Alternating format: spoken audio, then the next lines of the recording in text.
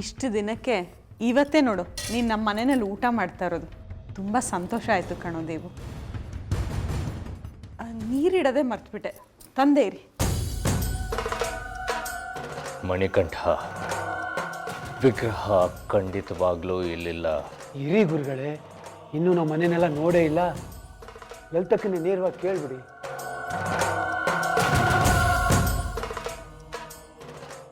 ಅಕ್ಕ, ಎಲ್ಲಿ ನಿಮ್ಮ ಮಾನಸ ಪುತ್ರಿ ಜಾಜಿನೇ ಕಾಣ್ತಾ ಇಲ್ಲ? ಅಯ್ಯೋ, ಅದು ಯಾಕೆ ಹೇಳ್ತೀಯ? ಉತ್ಸವದ ಕಾಲದಲ್ಲಿ ಶ್ರೀಚಕ್ರ ಕಳುವಾಯ್ತಲ್ಲ, ಆವತ್ತಿಂದ ಪೊಲೀಸ್ನವ್ರ ವಿಚಾರಣೆ ಅದು ಇದು ಅಂತ ದೇವಸ್ಥಾನದ ಬಾಗಿಲು ಹಾಕಿದ್ದಾರೆ. ಇವಳು ಹೋಗಿ ಅಲ್ಲಿ ದೇವಸ್ಥಾನದ ಮುಂದೆ ಕೂತಿರ್ತಾಳೆ. ಅದು ಯಾವಾಗ ಬಾಗಿಲು ತೆಗಿತಾರೋ, ಅದು ಯಾವಾಗ ಕೆಲಸ ಹೇಳ್ತಾರೋ ಅಂತ. ಅಲ್ಲೇನೋ ದೇವಸ್ಥಾನದಲ್ಲಿ ಇರಬೇಕು. ಒಳ್ಳೇದಾಯ್ತು ಬಿಡು. ಕೆಲಸ ಇರಲಿ ಬಿಡಲಿ, ಅಮ್ಮನವರ ಸನ್ನಿಧಾನದಲ್ಲೇ ಇರ್ತಾಳೆ. ಅದೇನಪ್ಪ ಅವಳು ಪುಣ್ಯ. ಒಂದು ನಿಮಿಷ ಪಲ್ಯ ತರ್ತೀನಿರು. ಅವಳೇ ಇಲ್ವಲ್ಲ ಮಣಿಕಂಠ, ಇನ್ಯಾರನ್ನ ಕೇಳೋದು? ವಿಗ್ರಹದ ವಿಚಾರನ ಲಲಿತಕ್ಕನ್ನೇ ಕೇಳ್ಬಿಡಿ.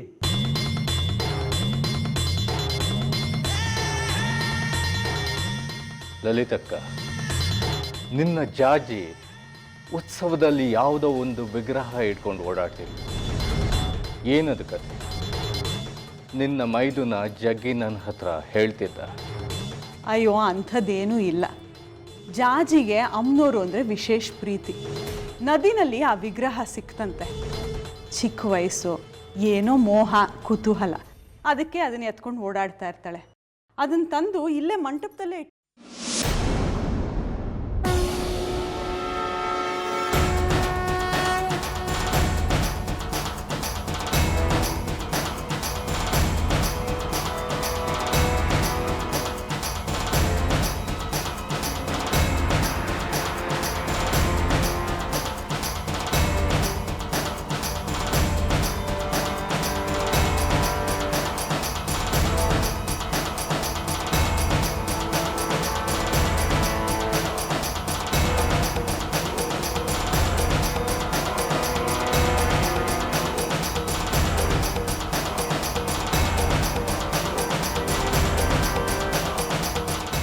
ವಿಗ್ರಹನೇ ಇಲ್ಲ. ಎಲ್ಲಿ ಹೋಯ್ತು? ಅಮ್ಮ, ಮಾ,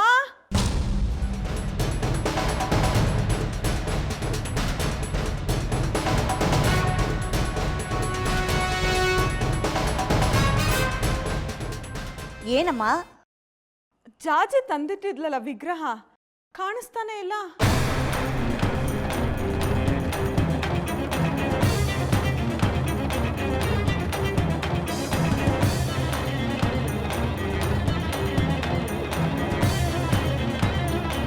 ಹೌದಲ್ವಾ ಲಲಿತಾ?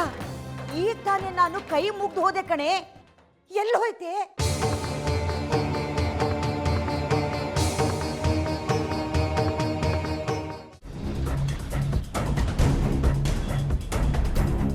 ಏಯ್, ನನ್ನ ಮಕ್ಕಳ ಹೆಸರಿ ನಿಮ್ಮನ್ನು ಕರೆಯೋದು? ಏನು ಹಲ್ಕಿಸ್ಕೊಂಡು ನಿಂತ್ಕೊಂಡಿದ್ದೀರಾ? ಈಗೇನು ಬರ್ತಿರೋ ಅಥವಾ ನಾನೇ ಬಂದು ಜಾಡ್ಸೋದಿಲ್ಲೋ? ನಡಿಯೋ ಪಂಚಾಕ್ಷರೇ.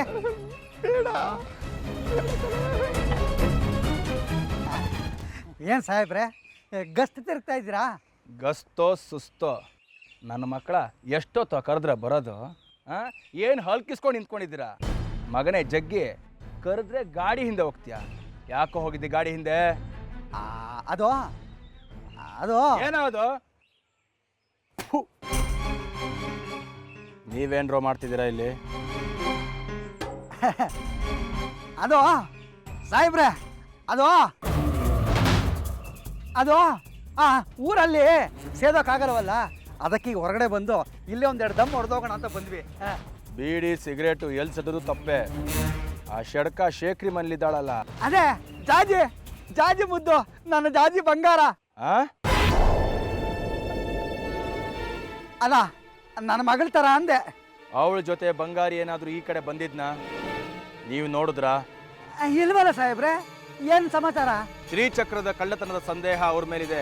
ಬಂಗಾರಿ ಶೂಟ್ ಮಾಡಿ ಶಾಸ್ತ್ರಿಗಳನ್ನ ಕೊಲ್ಲೋ ಪ್ರಯತ್ನ, ಜಾಜಿ ಅವನಿಗೆ ಸಹಾಯ ಮಾಡ್ತಿರೋ ಆರೋಪ ಎಲ್ಲ ಇದೆ ಅವ್ರ ಮೇಲೆ.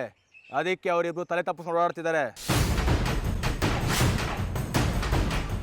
ಹೌದಾ ಸಾಹೇಬ್ರೆ? ಕಳ್ಳ ನನ್ನ ಮಕ್ಕಳು ಅವರಿಬ್ರು. ನೀವು ಹೇಳಿದ್ದನ್ನೆಲ್ಲ ಮಾಡಿರ್ಬೋದು. ಅವ್ರೇನಾದರೂ ನಿಮ್ಮ ಕಣ್ಣಿಗೆ ಬಿದ್ದರೆ ಕೂಡಲೇ ಹಿಡ್ಕೊಂಡು ಬನ್ನಿ, ಇಲ್ಲ ನನಗೆ ಮಾಹಿತಿ ಕೊಡಿ. ಸರಿ ಸಾಹೇಬ್ರೆ ಹುಡುಕ್ ಕೊಟ್ಟ ಮೇಲೆ ನಮ್ಗೇನಾದರೂ ಬಹುಮಾನ? ಸನ್ಮಾನ ಬಹುಮಾನ ಎಲ್ಲ ಆಮೇಲೆ, ಮೊದಲು ಹುಡ್ಕೊಂಡು ಬನ್ನಿ. ಆಗ್ಬೋದು ಸಾಹೇಬ್ರೆ. ನಡಿಯೋ.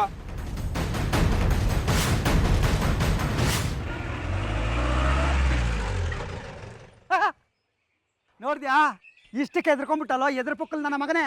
ಹೆದರ್ಕೊಳ್ಳೋದು ಅಷ್ಟೇ ಅಲ್ಲ ಕಣೋ, ಜೀವನೇ ಬಾಯಿಗೆ ಬಂದ್ಬಿಟ್ಟಿತ್ತು. ನಿನ್ನಂಗೆ ನಾನು ಹೆದರ್ಕೊಂಡಿದ್ರೆ ಕೋಟಿ ರೂಪಾಯಿ ಮಾಲು ಕೈ ತಪ್ಪೋಗ್ತಾ ಇತ್ತು.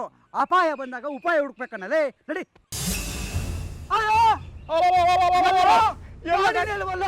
ಗಾಡಿ ಚಾಲಕನು ಇರ್ಲಿಲ್ಲ, ಎಲ್ಲೋಯ್ತಾ ಗಾಡಿ? ಹೋದ್ರೆ ಇದೇ ದಾರಿಲಿ ಹೋಗ್ಬೇಕಲ್ವೇನೋ? ಬಹುಶಃ ಅವನು ಹಿಂದ್ಗಡೆ ತಿರುಗಿಸ್ಕೊಂಡು ಹೋಗಿದ್ದಾನೆ ಅನ್ಸುತ್ತೆ. ಮಾರಿ ಗುಡಿ ಹತ್ರ ಮಾತಾಡ್ಕೊಂಡ್ ಬಂದು ಮತ್ತೆ ಅದನ್ನು ವಾಪಸ್ ಎತ್ಕೊಳ್ಳೋಣ ಅಂತಿದ್ದೆ. ಎಲ್ಲೋಯ್ತಪ್ಪ? ನಮ್ಮ ಮನೆ ಬರಕ್ಕೆ ಗಾಡಿನೂ ಮಾಯ ಆಗ್ಬೇಕಾ? ಲೇ, ಇಲ್ಲೇ ಎಲ್ಲ ಇರುತ್ತೆ, ಹುಡ್ಕೊಂಡು ನಡೆಯಲೇ.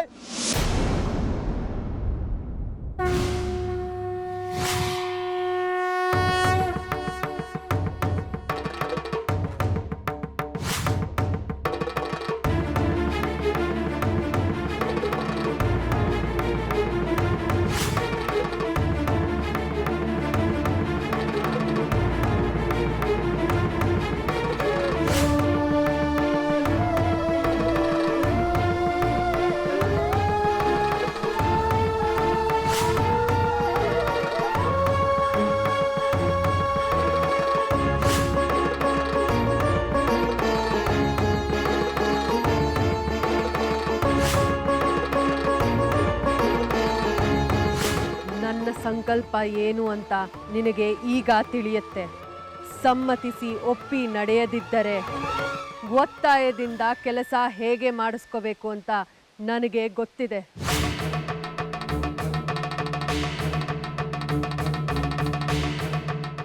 ನಾವು ತಪ್ಪಿಸ್ಕೊಂಡಿರೋ ವಿಷಯನ ಆ ಜಗ್ಗಿ ಅವ್ರಿಗೆ ಯಾರು ಹೇಳಿದ್ರು? ಇಡೀ ಊರಿಗೆ ಗೊತ್ತಾಗಿರುತ್ತೆ, ಇನ್ನು ಅವ್ರಿಗೆ ಗೊತ್ತಾಗದೇ ಇರುತ್ತಾ? ಇಂಥ ವಿಷಯದಲ್ಲಿ ಊರಿಗೆ ಉಪಕಾರಿ ಅನ್ಕೊಂಡಿರ್ತಾರೆ, ಇನ್ನು ಈ ವಿಷಯದಲ್ಲಿ ಅವರೇ ಮುಂದಾಳ ತೋರಿಸ್ಕೊಂಡಿರ್ತಾರೆ. ನಾವೀಗ ಪೊಲೀಸ್ನವರಿಂದಲೂ ತಪ್ಪಿಸ್ಕೋಬೇಕು, ಆ ಜಗ್ಗಿ ಅವರಿಂದಲೂ ತಪ್ಪಿಸ್ಕೋಬೇಕು. ನಮ್ಮ ಹತ್ರ ವಿಗ್ರಹ ಇದೆ ಅಂತ ಗೊತ್ತಾದಾಗ ಹೇಗೆ ಹಿಂದೆ ಬಿದ್ದಿದ್ರಲ್ವಾ? ವಿಗ್ರಹ ಅನ್ಬೇಡ ಸುಂದ್ರಮ್ನವ್ರನ್ನ. ಆಯ್ತಮ್ಮ, ವಿಗ್ರಹ ಅಲ್ಲ, ಸುಂದ್ರಮ್ನವರು ಸುರಕ್ಷಿತವಾಗಿದ್ದಾರಾ? ನಮ್ಮನೆಲ್ಲೇ ಸುರಕ್ಷಿತವಾಗಿದ್ದಾರೆ.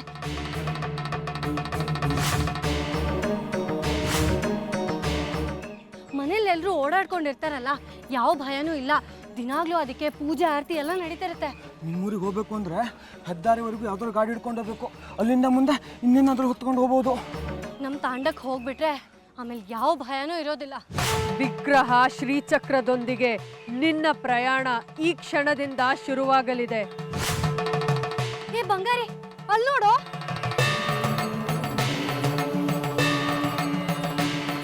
ನಿಜಾರ್ಥದಲ್ಲಿ ಇದು ನಿನ್ನ ಪ್ರಯಾಣ ಅಲ್ಲ, ಶ್ರೀಚಕ್ರದ ಪ್ರಯಾಣ.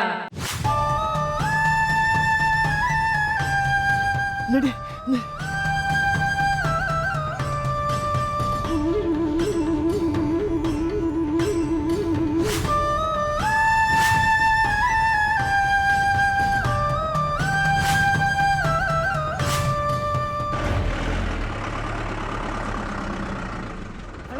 ಹೆದ್ದಾರಿವರೆಗೂ ಬಿಡ್ರಣ.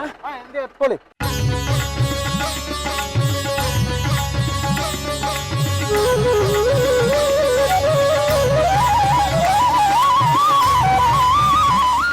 ನಿನಗೆ ವಿಗ್ರಹ ಕಂಡಿಡಿಯೋದಕ್ಕೆ ಸಾಧ್ಯನಾ ಗಿಲ್ವಾ? ಸಾಧ್ಯ ಇದೆ. ಹಾಕು ಮತ್ತೆ ಮಂಡಲನ. ಈ ಮಂಡಲದಲ್ಲಿ ಪ್ರಜ್ವಲಿಸ್ತಿರೋ ವಿಗ್ರಹ ಯಾರ ಕೈವಶದಲ್ಲಿದೆ?